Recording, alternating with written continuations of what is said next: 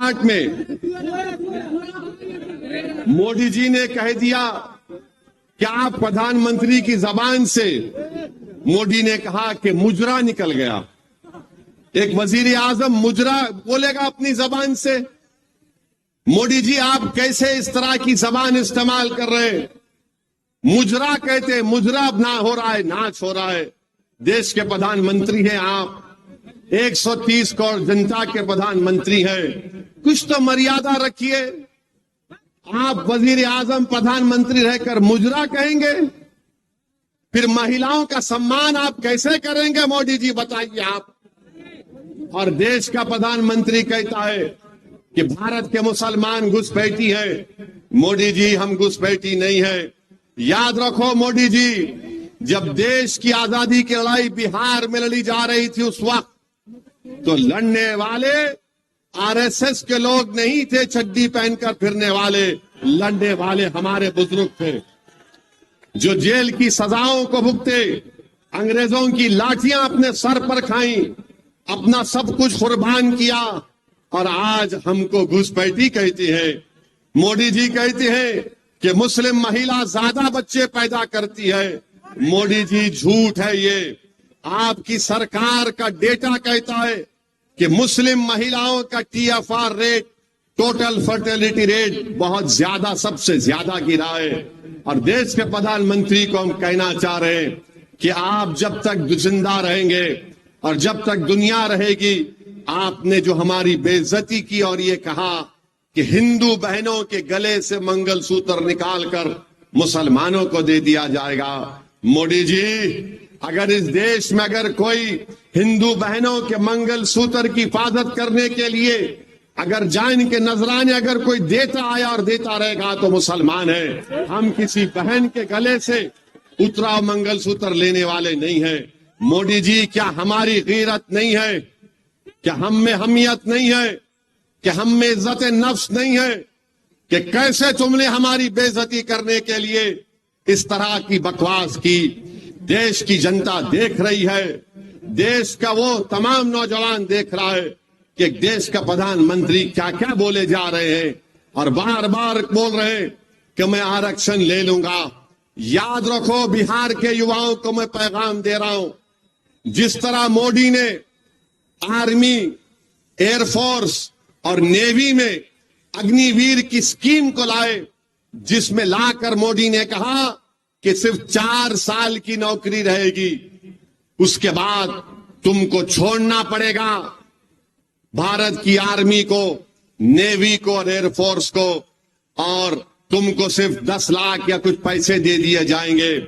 वो नौजवान जो देश की आर्मी और एयरफोर्स में जाना अपने गांव के लिए एक बाइज़ इज्जत और फख्र महसूस करता था, मोदी ने उसको 4 साल कर दिए। सुनो बिहार के नौजवानों, सुनो उत्तर प्रदेश के युवाओं, सुनो भारत के युवाओं, अगर तीसरी मर्तबा मोदी देश का प्रधानमंत्री बनेंगे तो वो CRPF में, BSF में, रेलवे पुलिस में, इन ITBP में, SSSB में, ये वही स्कीम को लागू करेंगे।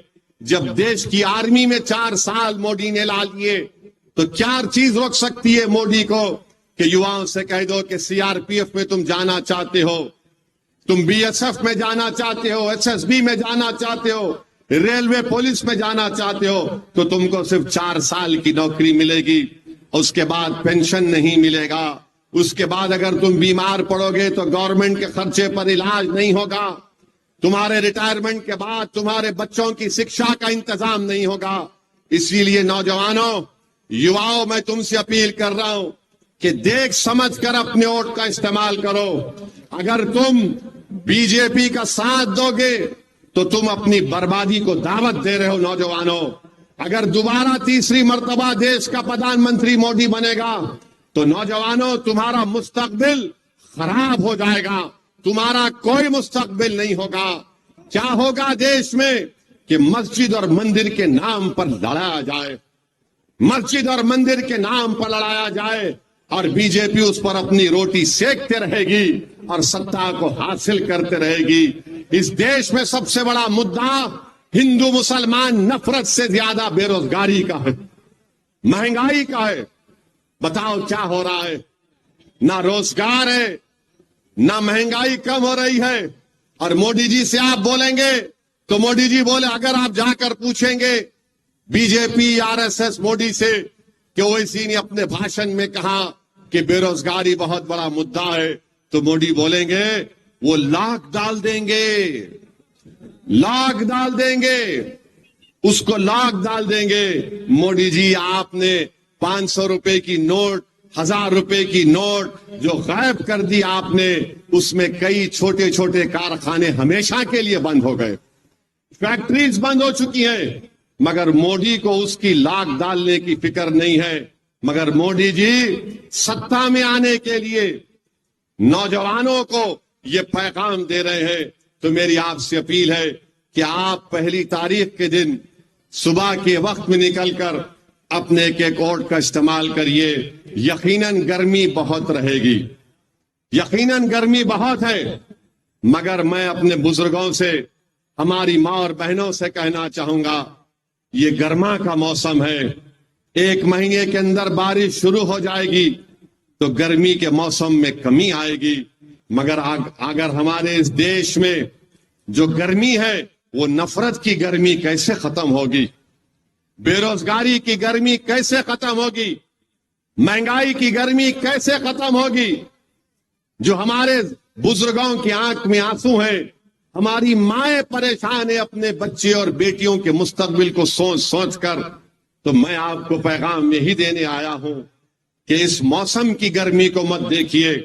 इस देश की नफरत की गर्मी को खत्म करने के लिए हम आपसे अपील कर रहे हैं कि 1 तारीख के दिन आप काराकाट से और बक्सर से हमारे उम्मीदवारों को कामयाब करिए, पतंग छाप पर बटन दबाइए और इंशाअल्लाह ताला पाटलिपुत्रा से भी, क्या नाम है, जनाब फारूक रजा साहब को भी कामयाब करिए।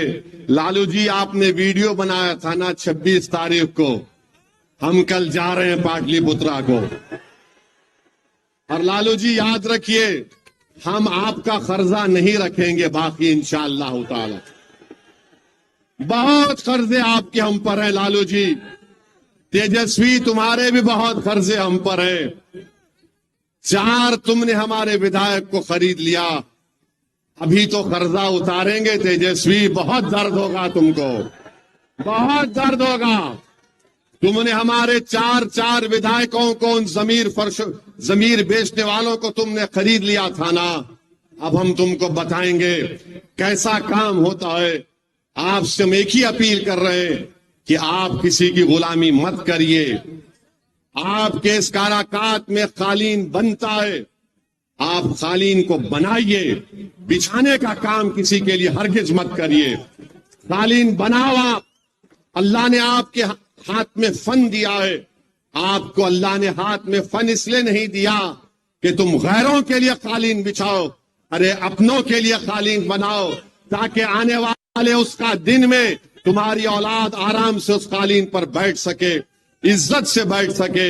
मेरी आपसे अपील है कि हमारी बहन प्रियंका के हक में 1 तारीख को, 1 जून को पतंग छाप पर बटन दबाकर उनको अपना नया MP बनाइए। ददन पहलवान को बक्सर से, ये सेक्युलर आदमी है, ये बड़ा अटल आदमी है, जिद्दी आदमी है, ये अपने उसूलों पर कॉम्प्रोमाइज नहीं करने वाला है।